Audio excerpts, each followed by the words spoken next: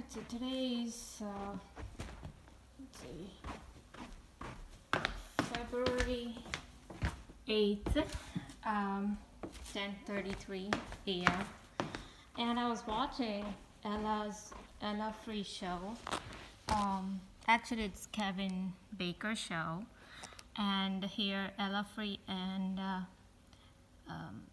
Karen Stewart talks about their own targeting. So here Karen just talks about how her dog was murdered, okay, and just immediately after the siren started, you know, this is how they synchronize and, you know, just kind of give you signals and, you know, that kind of stuff. And so let's hear it. It was just absolutely fine given what was happening. And at that point in time, we had a very good relationship. And, you know, we'd talk and joke, and, you know, it was just absolutely fine. It was lovely. And then all of a sudden, it was like I had leprosy. So they had gotten to them. And as soon as I complained about the two things that I just talked about, I ended up getting called down to security. And as soon as I got there, the security manager said, well, we're stripping you of your clearance. And back and forth, you know, Finland. That was only... And they were also stalking and harassing me. But of course, I knew they were trying to get me to complain and talk about it, you know, so that they could say, ooh, you're paranoid and delusional. So I just shut up and just kind of watched them do whatever it was they were doing, because it was just stupid. But then by late 2008, I think they were getting a little frustrated because they knew that I could retire in 2012, and I think they wanted to fire me and destroy my retirement. So by the end of 2008, they started doing other things. One was poisoning a pet dog to death. It was a beautiful Newfoundland that was only 13 months old. So that was extraordinarily upsetting. Oh, Karen, that's awful. Yeah, yeah. And then they started doing what I call coordinated aggressive driving attacks, which actually not only endangered myself going back and forth, you know, on a highway between my house and NSA, but it endangered anybody around me. And so at the point that they'd murdered the dog and started endangering my life, then I went to the newer management, and I tried to explain to them what was happening. And at that point in time, we had a very good relationship. So yes, the moment she talks about murdering the dog and how these people were doing aggressive driving and all, and the ambulance just started sirens, and as soon as I ran to get my phone, they stopped. So they know exactly how to target, what to do. And just yesterday, we were out. I think we went out in the evening at about 5 p.m. or 4 p.m. And when we came back, the floodlights outside one of my deck was on. So I was kind of curious, and I checked all the cameras, and the first time I saw the floodlight that came on was at 7 p.m. while we were still out. So I was just wondering if there was anybody who came by, but I didn't see anyone who actually entered the house. So, and the switch was actually flipped. So somebody has to flip the switch. It wasn't like a sensor. So it was this light here. That one actually came on. The only explanation to this is because I've never seen it turn on like this before. And because the switch was flipped, I think either there gotta be a witchcraft. That has to be an explanation. And the only thing I can think of is a witchcraft, that these whatever evil spirits or whatever, they're flipping the switch, or I don't know if there's somebody who's doing a time travel and just entering the house like that. and I don't know if directed energy weapons can actually flip a switch and make it do. So I wonder, so why did they do that? So yesterday I was just talking to my hubby how I just cleaned up this deck here and the garage and the drive-in and all. And by the time I was done, I had to do some other work. And of course, I didn't do this. As you can see, there's still pine straws. So, here we're just going to turn on the lights and just tell you that you haven't cleaned the deck over there. So this is how, because in all these years, I've never seen these kind of lights turn on. And these are my hutch lights. That's the hutch. And this little thing here, you just kind of touch it and the light would come on, and it has different settings. So one touch is like dim lights, and another touch is a little brighter, another touch is a little brighter. So it gets brighter as I keep touching it. And all of us have witnessed that this hush light, for the first time it came on, I was in Canada, I and my hubby, and I had a little conversation with my sister-in-law that I was given this gift. The box is still here. And there are, like dinner plates and all, and I just have to like place it here, and which I've not done yet. So we came back, and it was almost 11:45 p.m. at night. And first, when we entered my neighborhood, there was this car, and I was getting a lot of gang stalking back then. So there was this car right in the nook on the right side as we entered, and there's no house there. There is literally nothing. It's kind of dead end and just sitting there with the headlights on, and that's it. And my hubby thinks that he is like a drug dealer or something. No, these people are the gang stalkers.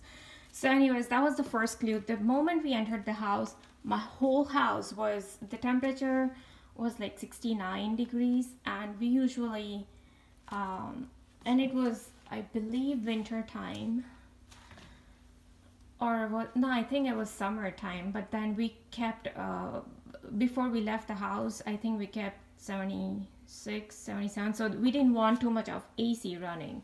So by the time we came home, it was like freezing cold, 69 and 70 degrees. The downstairs was 69 or 70, and the upstairs was 69. So anyways, that was the second thing that happened. Somebody entered the house. And the third thing I noticed was the hush lights were on. So it's like, oh, we were having a conversation in the kitchen in Canada where there was no phone around and nothing. So it's obvious that these people can hear what we were talking, and we were just washing, I think, dishes at that time. So even with the background noise of water and plates, they can still hear everything. So this was on. So they told me, oh, just place the plates here. And then, because I didn't do it, then again and again we kept noticing, like, I have witnessed, my hubby has witnessed, my family has witnessed that the hutch lights would come on its own. And so only way to explain that, if nobody's entering, is either there's some kind of directed energy weapons, that some kind of energy is doing that, or there has to be witchcraft, a negative entity, some kind of demons, because I've seen a lot of weird insect activities in my house, so I know that there has to be something. And of course my eyes, my mother-in-law told me how if you have like entity in your body, it will move so quickly in your eyes. It's like within a second it will just move, and I've noticed that many times right after my targeting started. So although I've had like spiritual healers, and I did like spiritual cleansing and house cleansing myself, and professionals came by, and these paranormal guys came by, but still nothing. I'm sure that they are all sold out souls, so they're not going to tell me the truth. So whatever it was, that was their dictation, you know, you do this. So, because I didn't do it like many times, this would come on, and I actually removed the main plug. But then in this drawer, they had a live centipede on this plate, just sitting there, okay? That has never ever happened, and it was bizarre. And because I was getting a lot of insect activities, you know, it's like in the form of dictation, you know. So I know that this has to be some kind of witchcraft. And even one of the other girl, she talks about negative entities, that how map, she wanted to go somewhere and they didn't have a map, and somehow the map just appeared very next day just by her feet. So, and she was just living with her brother, I guess, or her boyfriend, I don't know, back then. So, and the same thing I've noticed, that we were out, my parents were actually visiting, and they actually took my registration and the, you know, how you get little sticker to stick on the license plate. So because I checked almost 3 times, my hubby checked all the file folders that we usually keep in, I checked the desk, the drawers, every single thing, and we couldn't find it. 4 times. If somebody's checking, we can't find it, then somebody got to be either entering the house and stealing it away, or there has to be a witchcraft. That's the only 2 explanations. Or I don't know if they have like time travel technology and somebody's actually just appearing here and disappearing, but I really doubt that. So after that, I had to call DMV, and you know, they kept telling either come here or just apply. So it's like a $6 fee. So I applied, and I'm like, they will send me the duplicate, you know, copy of it. They never sent it, and they kept giving me different answers, you know. Someone would say, oh, we have already mailed it. Someone would say, no, they haven't mailed it, and some kind of lies they would come up with. So not only they didn't send me the second one I asked for, but then we went there and we got the registration. It wasn't for my car, it was for my father-in-law's car. So we got it, and he put it, but then afterwards my parents visited from Canada, and they, I don't know, after they left, I didn't have chance to continuously kept monitoring my camera, you know. So after they left, I'm just going through all the posts and, you know, my camera and all that. And I'm like, okay, now my camera is not working, and the main DVR device, you know, it was like behind the TV in such a way nobody can actually, it's very hard to reach the back of the DVR to actually unplug it, because one has to really remove this big TV, and I cannot personally do it, and I know nobody else can do it in my house. So somebody got to be coming in and unplugging. They actually unplugged the DVR power, so that was so that anybody who would be actually entering my house, you know, those person won't get recorded. And I was so surprised that after they left, I found this registration and the sticker thing just sitting on my desk, open. Okay, the mail was open. And it's bizarre. They just let you know, oh, you know, and you know, they want to make you look like you're a mental person.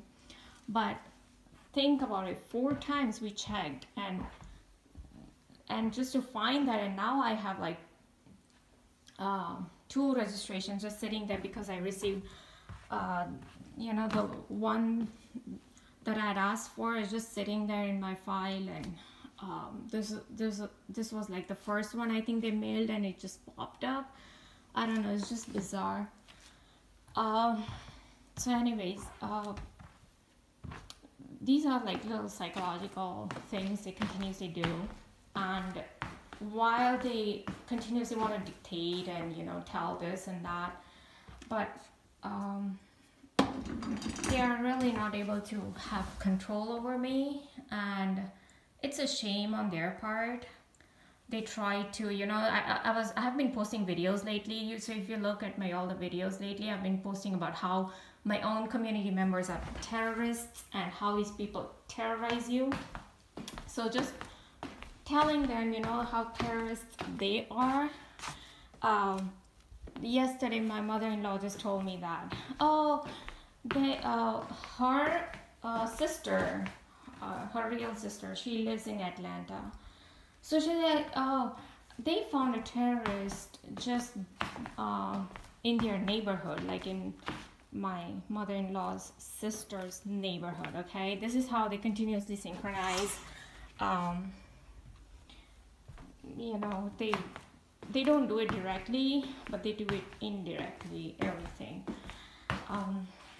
But they know who actually they are, what kind of, and if you watch all these TI's videos, you know, gang stalking is real. You know how they terrorize, how they tell your family and friends, and just anyone you know, how to behave, how not to behave, what, you know, how to just keep the person, the victim, in control.